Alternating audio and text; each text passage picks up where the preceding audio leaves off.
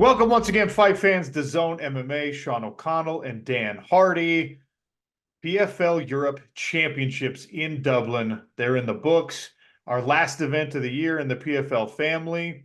And Dublin, the fans, the fighters, all delivered, Dan Hardy. Absolutely. We had some great fights, some really impressive performances, beautiful finishes. I mean, it's kind of a complete evening, really. I'm really happy with the way it turned out. I want to get into the championship bouts very obviously, but can we start with the main event and the moment that we got to witness and I think experience along with Nathan Kelly, who's a guy who's talked openly about some of the struggles he had after his first pro loss in MMA. And he has just gone back to work. Every time we see him, he's getting better and better. He's a complete mixed martial artist at this point. Didn't have to fight in PFL Europe. He wanted to, right? He had already earned a PFL contract in our Challenger Series, but made good on the opportunity to fight in front of the home crowd in Dublin. Yeah, it was a great homecoming for him, and I think he realized. I think he was surprised actually how big his star had grown while he'd been fighting in the US. It's been a while since he'd fought on home soil, and I think that when he walked out, the atmosphere in there, everyone singing along to his walkout music and stuff. It was just it must have charged him up, but he also did a very good job of kind of keeping it under control and maintaining his composure, because Solimus was awkward. He's a real long range striker, but that back take was absolutely superb. And the moment that the fight was over and the whole arena went up as well, it's something that he's certainly going to remember for the rest of his career. Yeah, really, really slick the way that he kind of, as Dimitri Solimus was trying to peel him off, right, to roll and get his own back to the mats. Nathan Kelly was just like, no, I'm here. And he slid himself underneath. It was really slick. Very, very clever. And he gets the submission and the victory and improves 9 in a row now. 9 pro victories in a row for him. And that's in that division, finding that kind of consistency, that's a hell of a streak. So excited to see what his future holds. Yeah, no doubt. I mean, kind of the sky's the limit for him, really. He needs to keep getting experience. I'm hoping he can get 3 or 4 fights next year potentially, but I just see him constantly improving. He's a humble guy. He looks like he's got a real good head on his shoulders and a good camp around him, and I feel like his progress is going to be quite quick, especially with now he's got the confidence of his abilities in this win streak that he's on. Sky's the limit for him. I'm interested to know what's going to happen in 2024 as well, because we've not yet figured that out. There's a lot of good possibilities for him. All right, let's talk about the championship bouts. All right, 4 different European titles, $400,000 prizes, 4 gold belts. The first one was the light heavyweights. The first one sequentially on the night was the light heavyweights, and Simeon Powell, all 6'5" of him, undefeated coming into the fight, looked so good in the first round. I mean, he was coming off kind of a weird performance on a last-minute opponent replacement in Ladero the last time out, and he did enough to get the win there, but didn't look like himself. Didn't look overly smooth, to play on his nickname, didn't look overly comfortable. And he came out against Jacob Neto in this championship bout, and in the first round was using his length, measuring the distance incredibly well, light on his feet, avoiding the power of Neto for the entire first frame. It was an ideal start, in my opinion, to that fight. You couldn't have asked for the first round to go any better. Things changed in the second, but let's talk about that first round. Yeah, probably the best round he's had since I've seen him in his pro career. Very, very slick performance, but also a lot of pressure as well. The criticism probably about his Ladero fight is that he didn't engage as much as he could have done, perhaps. But then in that fight, we saw those bursts where he kind of switched it on for a moment, picked his pace up, and peppered his opponent with punches. That was pretty much the whole of the first round for him, as well as using good head movement and good reactions to get out the way of the power shots. I thought it was the best he's looked so far. It was unfortunate for him that of course the fight changed direction in the next round, but he can certainly look at that first round and see improvements from his last fight. And I hope that he can take something from it, because, I could see how disappointed he was. But Jakub Nedo is a wrecking ball, and it just shows you how quickly a fight can change direction. Once he's got someone's measure and he knows where their head's going to be, he uncorks one of those power punches, and there's not much they can do about it.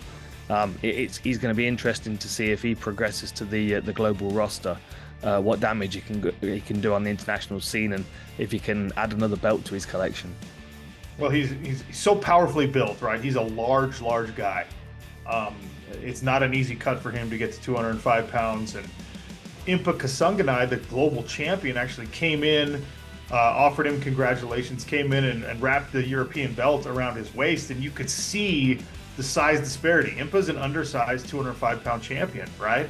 And he has used his lack of stature as a strength, right? He's very fast. Obviously, his cardio that I've raved about was incredible in his championship bout.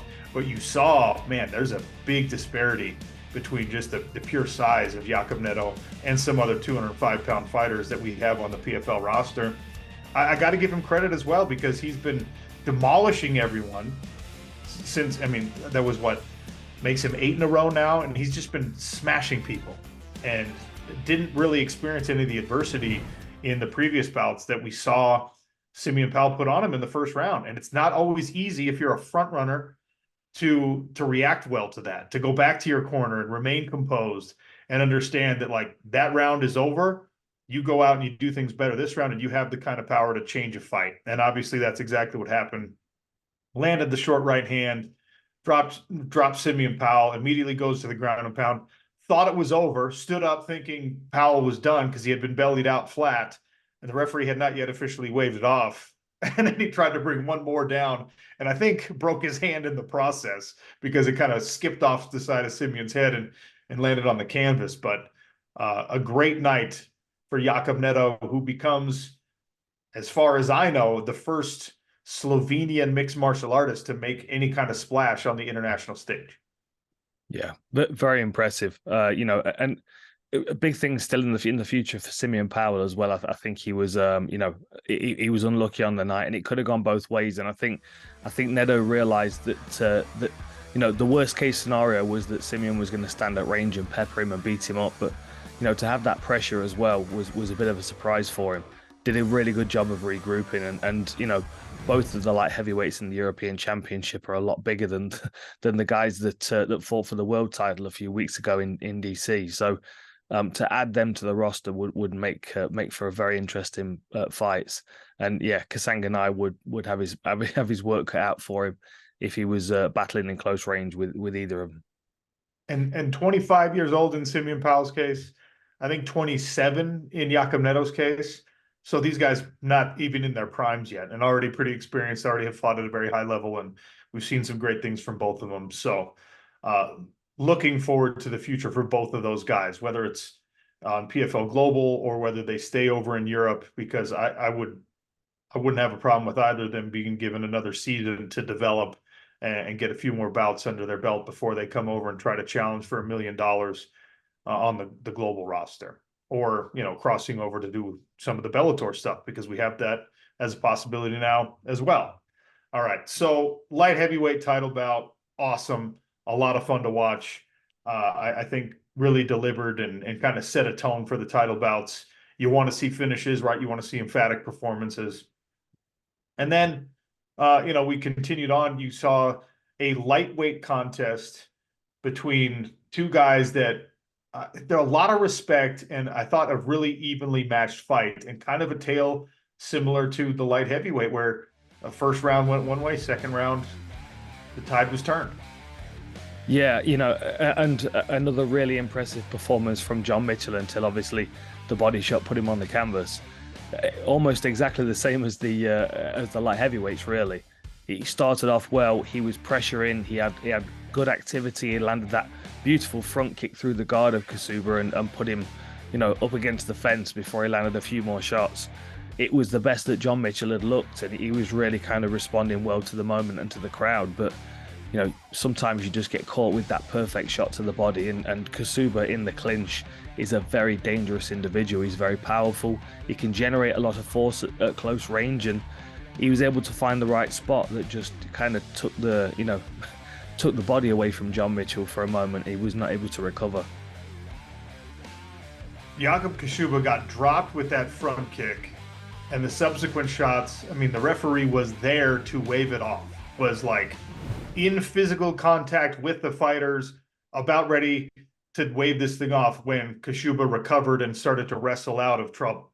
And that's something we've seen from him. His gas tank, his incredible physical shape allows him the ability to recover so quickly. And that's something that, when you talk about the assets at a fighter's disposal, his fitness is one of those things that keeps him in it no matter what. It allowed him to weather the storm against Dylan Tuke in the semifinal and kind of change take over as that fight progressed because he had a deeper gas tank. And then in this one, you're not gassed. Lightweights are never gassed in the first round, but having taken shots that he took and being able to recover quickly does have something to do with your physical fitness. It does have something to do with the way that you've trained and prepared for a fight. So credit to Jakub Kashuba, who remains undefeated as a prospect and as a professional mixed martial artist. And again, what does it look like if you put him on the global roster? Do you keep him over in Europe for a little bit of time to develop and season himself against higher and higher levels of competition? Now he's the guy to chase because he won his European championship. Really, really impressive performance. And that was a theme of the night as well.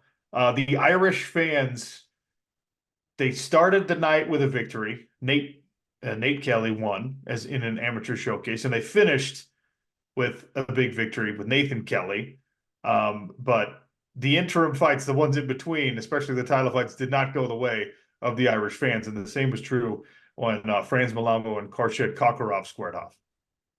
Yeah, that again, another really good first round from Franz Malambo. He looked slick. He was slipping out the way of punches that, were falling short for Kakarov, which was kind of, it was affecting Kakarov's output. He was starting to pull his punches a little bit, so he wasn't committing to things because they were missing, and he was getting tagged and countered. I don't know. Franz Malambo just looked like he came for a fight and he was prepared to go and take it from Khurshid, and it was the right thing to do. He couldn't have allowed Kakarov to establish his pace because he's such an awkward individual with such a broad skill set that you can never really predict what he's going to do. And I think that Malambo did the right thing to put pressure on him. But same story as before. The second round looked very different, and Khurshid really showed us what he's capable of with his striking, precision striking, perfectly timed, and another dangerous individual to add to the bantamweight division. Another little subplot in that fight was the selection of attacks on the calf kick, right? That's become such a fashionable weapon for good reason in mixed martial arts. And the way that, Khurshid admitted in the post-fight interview, he wanted to make that a big part of his game plan, take away the mobility of Franz Malambo, and Franz started kicking away at his leg first, and that changed the spacing in the fight, changed the movement in the fight. That is something, it's such a game-changing weapon in the sport. We saw it in the light heavyweight contest as well. Simeon Powell was beating up the lead leg, and that's becoming something that I think from a tactical standpoint, you've got to watch and you've got to account for if you're game planning for these fights, even if you're just a fan looking to see, if your favorite guy or gal can overcome what an opponent brings skill set wise. That is the weapon that feels like it's almost as much of an equalizer as great takedowns and great grappling, because it allows you to control the pace of a fight. Yeah, and the movement of somebody, either moving sideways or moving away or even attacking as well. It makes people very stationary. They lose control of their lead foot a little bit, and it's had such a tremendous effect on the sport of mixed martial arts. Ever since we first started seeing people use it, and I think it was Ben Henderson, wasn't it, the first person that was using it against Dustin Poirier? A really, really interesting, new technique that we've kind of discovered, and makes me wonder why they don't use it more in kickboxing and Muay Thai. I wonder if they've figured out a solution to it, which discouraged it, and it kind of fell out of their sport. But certainly people aren't finding a solution for it, and it seems the person that lands on the right target at the right the right point earliest in the fight is going to take the advantage straight away. It's a really interesting tactic, but so many people we're seeing are like fighting through it and trying to counter over it. It can also be quite a dangerous technique to throw. But yeah, it was prevalent in the majority of the fights. That brings us to our fourth and final championship bout for PFL Europe. Dakota Ditcheva, Valentina Skitidze. Dakota Ditcheva came in as a heavy favorite, and we saw as this fight unfolded why that was the case. I think the grander takeaway for me is that the whole point of this PFL Europe, the Champions League model being brought over to mixed martial arts, is to identify, develop potential stars, find talent, early stage in its development, cultivate that talent, and see what these people are really capable of. I think that PFL Europe has identified Lewis McGrillen, who we'll talk about, Simeon Powell, even though he lost, Jakob Neto obviously winning in that fight. Like these are individuals that have the potential to be big stars, even on a global stage. Nobody feels more ready than Dakota Ditcheva, in my opinion. Of all the fighters we saw in PFL Europe, several of the fighters we saw even on the PFL global scene, it just, Dakota Ditcheva, to me, seems like a person with the mentality, the personality, obviously the skill set to really kind of take over and be somebody on the global mixed martial arts stage. And all credit to Valentina Skitidze, who displayed her toughness, but it was one-way traffic and a vicious performance by Dakota Ditcheva. Yeah, very, very impressive. You know, and she genuinely looks like she's enjoying fighting as well. You know what I mean? Like it's not like she's in there trying to land and not get caught with shots. She's in the pocket. She's working in the clinch, landing some really, really damaging knees in this fight. And yeah, I mean, of course, you know, Skitidze did exactly what she needed to do, was to try and pressure and take away the reach advantage. But of course, then she's running straight into the Muay Thai clinch, and Dakota really showed us how strong she is with that. You know, with her height and reach, she can bear over fighters a lot. She can really get good leverage on that Thai clinch, and she used it so well to turn her into the fence and land, you know, close range damaging knees. A very, very impressive performance. I'm interested to see, you know, who we can find to challenge her next, because they've either got to have great grappling to get her to the floor and really test that part of a game to see where it's at, or, you know, elite level striking to be able to contend with her on the feet. Yeah, and the way that she flips the switch on and off is impressive, a little scary, quite honestly, right? Because she's just this savage performer when the cage door closes, and then as soon as it's time for the lights to be on and to kind of be the media darling, or the, you know, Britain's sweetheart or whatever, like she just fits so comfortably, it seems like, into both of those roles. Like she's definitely a star, or an emerging star at the very least. And Valentina Skitidze, by the way, her eyes closed all the way at the end of that first round. She tried to lie to the doctor to get the doctor to let her keep fighting, right? Told the doctor she could see just fine out of the eye. Doctor held up the finger. She guessed wrong on how many fingers were being held up, and that's what ended up stopping the fight. I mean, she's so early in her career, and I hope that you don't see Valentina Skitidze get discouraged by a loss like that, because it was, you know, a dominant performance by Dakota, but Skitidze's still young. She's obviously incredibly tough, has the right mentality for this sport. It's just, you know, that there are levels to this business, to quote Daniel Cormier. And right now, Dakota Ditcheva feels like she's on a higher level than a lot of people at 125 pounds. Yeah, no, agreed. I think that I think people recognize that kind of early on in the season as well. But no doubt Valentina will be back. She's tough, and she came in great condition. I feel like, you know, she really evolved a lot over this year. In spite of the fact that she missed a fight in Paris, she still trained for a fight. You know, she still had a good training camp. She would have made progress in the training camp for Ditcheva as well. So I expect her to regroup, you know, to show us that toughness in 2024 and take another run at the title.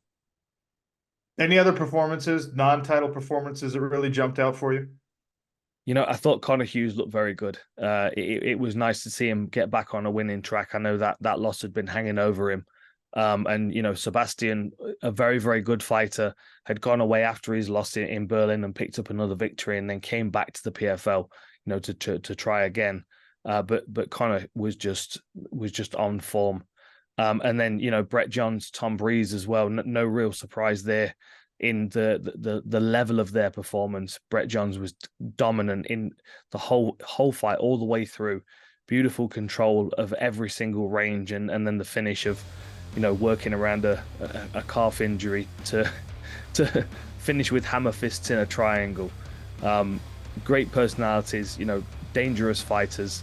And I'm sure, of course, we're going to be talking in a moment about the McGrillen-Maia fight, which was a real battle, a fight of the night, I would say. Well, this is something we've seen in PFL Europe on several cards now, where an undefeated prospect comes in and loses, right? Connor Hughes had a bounce back performance off his first professional loss, and he looked great at the championship card in Dublin. Now you're going to need to see that from Simeon Powell. You're going to need to see that from Lewis McGrillen. You're going to need to see these guys, after being on these crazy win streaks, you're going to need to see them bounce back, because Wesley Maia, he was the much larger fighter in this. He had such a brutal weight cut, made the weight. There was obviously a lot of vitriol going back and forth, the slap at the weigh-ins, and he executed. He performed incredibly well. He took Lewis McGrillen out of his comfort zone. He didn't fall victim to the sort of like one-dimensional attack that he got McGrillen chasing him with. And now you're going to need to see a guy who's got all the star potential in the world in the McGrizzla. He's going to have to bounce back. He's going to have to prove to himself and everyone else that he's really a fighter at the core, and he's going to go back and he's going to improve and he's going to round out the game even more. And I don't have doubts that he's going to do that. I don't have doubts that Simeon Powell's going to do that.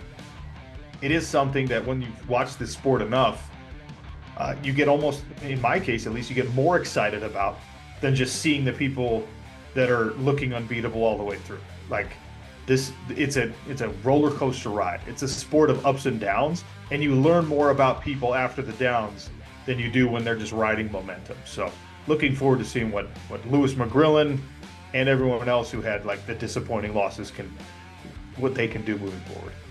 Yeah, McGrillen's saying all the right things. Everyone that follows him on Instagram will be seeing what he's saying. He's taking it well. He's accepting the fact that it wasn't his night. What was impressive is that he managed to rally in the third round. I feel like that was a solid round for him, and he was starting to take advantage of the fact that Maia was getting tired. But I think one thing that he will see when he looks back at it is that he needs to go back to the other parts of his game. He's so focused on his left hand because it's such a dangerous weapon that he's neglecting other things that would be very effective. You look back to his amateur career, he did a lot of grappling. He had good ground and pound. We could see more kicks out of him. I certainly think this is going to add more layers to his game, and I think that's going to make him a lot more dangerous in 2024. Of course, he's going to come back. He's in, like, what else is he going to do? I mean, this sport's made for someone like Lewis McGrillen. He's perfect for it. I'm looking forward to seeing him get back on the winning ways in the new year.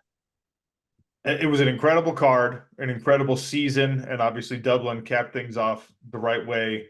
4 European champions with bright futures, a bunch of people who didn't even take home the belt, but have equally bright futures in this sport because the model works. It has worked in other sports, and for the first time in mixed martial arts, PFL has brought this pathway to success, to stardom, to global prominence to mixed martial artists who, instead of just wishing and hoping as their strategy, now know, all right, I went on a regional league. Europe is the first of them. We've got a bunch more opening as this company progresses, and it works. And you happened, as the head of fighter operations, you happen to be right there at the ground floor of it all.